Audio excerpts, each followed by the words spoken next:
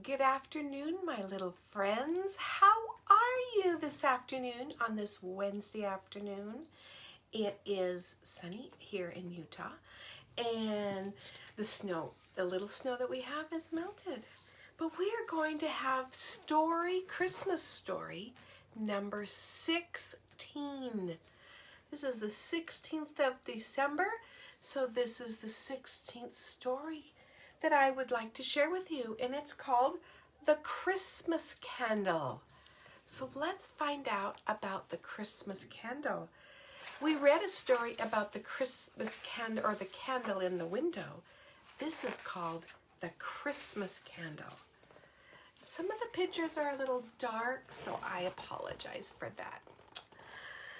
On a snowy Christmas Eve, a young man made his way along a dark, deserted cobblestone street. His name was Thomas, and he was wrapped in a woolen cloak. That means coat. He had a knapsack flung over his back, and in his hand hung a tin candle lantern. Behind the lantern's glass panes sat the remains of a spent candle. That means the candle was pretty much almost gone.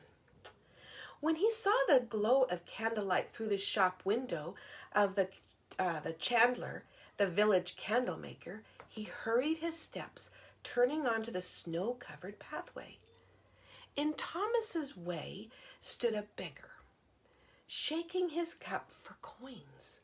Thomas pushed him aside impatiently and opened the door to the shop.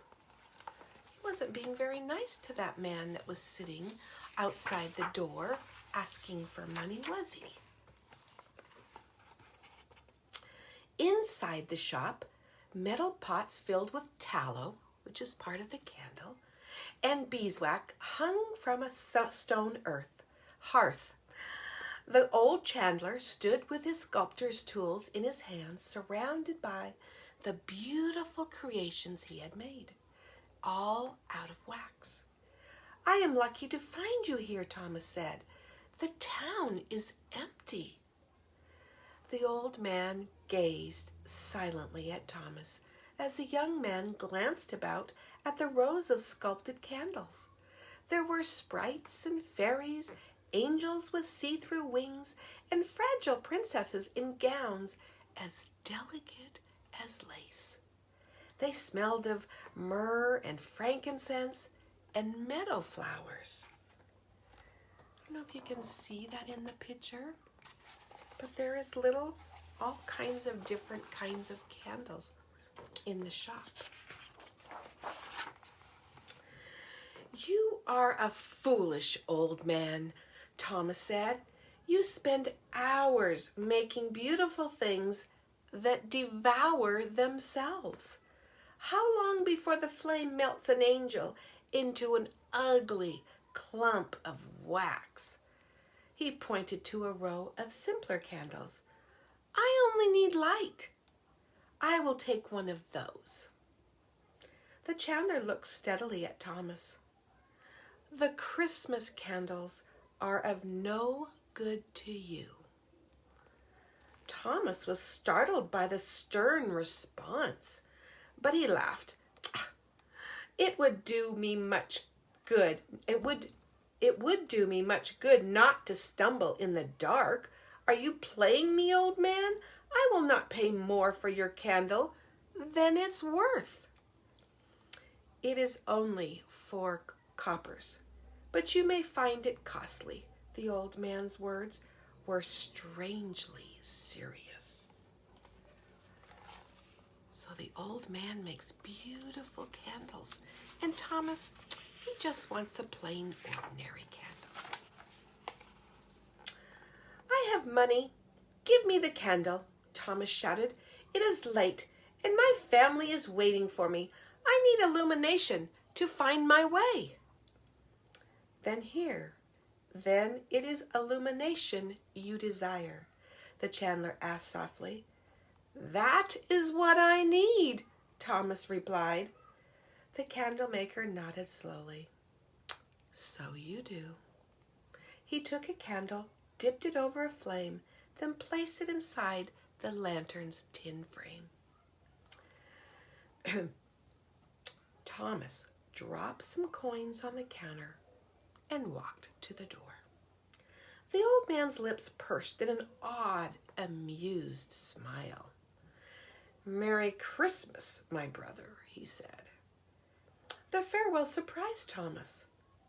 "To you as well," he stammered. Then he hastily stepped out in the darkness, the lantern lighting the road ahead and his way home.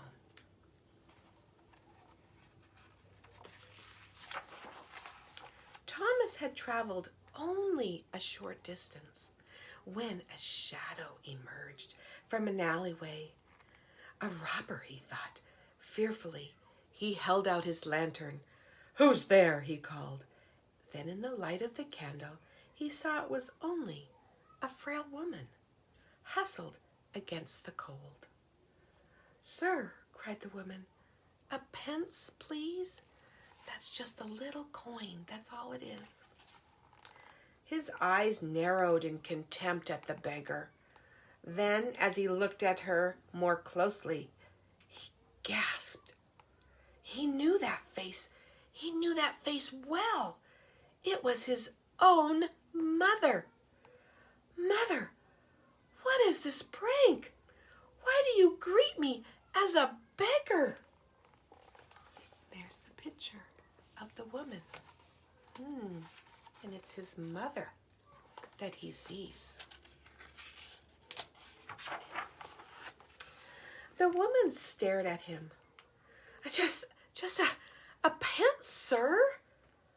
Why are you here? Where are my brothers? My sister? Thomas asked. He reached out to her, but she pulled away. "Mother, how peculiar you act. You will catch a chill. Here, take my cloak," or my coat. He removed it and held it out to her. Cautiously, the woman came forward, then snatched the coat and retreated into the shadows. But as she moved from the lantern's light, her appearance changed. She was not his mother, but a beggar indeed. With Thomas's cloak in hand, she disappeared into the darkness. "A strange trick," he said to himself. He wrapped his arms around his chest, wishing he had kept his cloak. "It is I who will catch a chill now," he said. Now, there's the picture of the woman he ended up seeing after he gave her the cloak. Not quite the same as the one previous, was it? Thomas walked on, quickening his step against the frigid air as he passed beneath the awning of a darkened inn. The candle revealed another form, lying in the gutter. He held out the candle and again gasped. "Has the universe gone mad? Elin, my brother, are you sick?" He set the lantern down and pulled his brother's limp arm around his shoulder, struggling to lift him. "Elin, I cannot carry you." He pounded on the inn's door, which was opened by a grim-faced woman. "My brother is sick, and I fear he will freeze before I can come back for him. May I bring him inside?" "For the price of a night," she cackled. "A shilling." "A shilling?" Thomas reached into his pocket. "I have only a sixpence." The old woman scowled and began to shut the door. Wait. My knapsack, it's worth more than a shilling," Thomas cried. "And the trousers inside are newly tailored. I will give you everything." You see his brother laying on the ground? Doesn't look very well, does he? The old innkeeper looked at the bundle, then reached out a fat hand. Thomas flung his knapsack from his back and handed it to her with the last of his money. She opened the door. "Bring him in." Leaving the lantern on the curb, Thomas dragged the man into the inn's foyer. As he gently laid him on the wooden floor, he suddenly saw that the man's face, like the beggar's, had changed. "So it is your brother who lay in my gutter?" croaked the woman. Thomas gaped at the man. He is not my brother." "Well, you are mad," the woman muttered, and she shoved him on out the door. Outside, Thomas picked up his lantern. He looked into the glass panes. "There is something strange about your light," he whispered to the candle. Now he's had two people that weren't really the person he thought they were. Thomas had just glimpsed the bright lights of home when he came across a little girl shivering in the cold. "Have you anything to eat, sir?" she asked in a faint voice.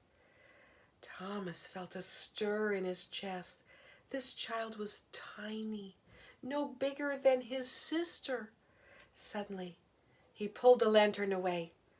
He wouldn't shine it in her face. He could guess its trick, and what could he do for this poor waif? He had no food. He had no money left to give her. "I have nothing," Thomas murmured as he left her, willing himself not to turn around and look back. What might happen? What do you think? Penniless and cold, Thomas trudged onward, hardly glancing at the familiar houses of his childhood. His own home was dressed for the season, and music and laughter came from inside. As he entered the foyer, his mother greeted him with a great excitement. "Thomas," she exclaimed, "you have arrived!" Hearing her cry, his sister and brothers rushed into the room to welcome his arrival. When the joviality had begun to settle, his mother looked at him peculiarly. "Thomas, where is your cloak?" "Yes," said his brother Elin, and why have you no backpack?" Thomas gazed solemnly into their bewildered faces. I gave everything away," he said. He gave everything he had. His coat, the backpack, his money. "To whom?" his mother asked, puzzled. Thomas looked down at the waning Christmas candle. The old man spoke the truth. "You are costly." A smile of understanding slowly spread across his face. "But you are of great worth." "What is this riddle? What old man?" his sister asked. "A wise man who sculpts candles," Thomas replied, as he gazed at the face of his sister. And just then, in his mind, her bright face became the woeful, hungry face of the poor child in the cold. Thomas looked at the sumptuous banquet laid out on the table, and suddenly he turned to the door. What do you think Thomas is going to do? Do you think he's going to take the little girl for some food? "Thomas, where are you going?" his sister asked. "I must see about another member of our family," he said. And as he left the warm, fragrant house for the cold night, Thomas's heart was warm with joy. For that Christmas Eve, a lesson was learned and had taken to heart. If we will see things as they truly are, we will find that all from great to small belong to one family. And this truth, known from the beginning of time, perhaps seen best in the joyous illumination of Christmas. So that's another story of doing as much as we can for other people and loving them, no matter who they are, no matter what they are. Thomas found out through the Christmas candle from the old man things that he didn't see before, because the light of the candle allowed him to see so much more. So my wish for you today in reading the Christmas candle is that you will look for the light, and you will be the light in helping others. And showing your love for them, you show your love for the Christ child. And that's my story for today, the Christmas candle. Thanks for joining. I hope you have a great afternoon. Have a good one.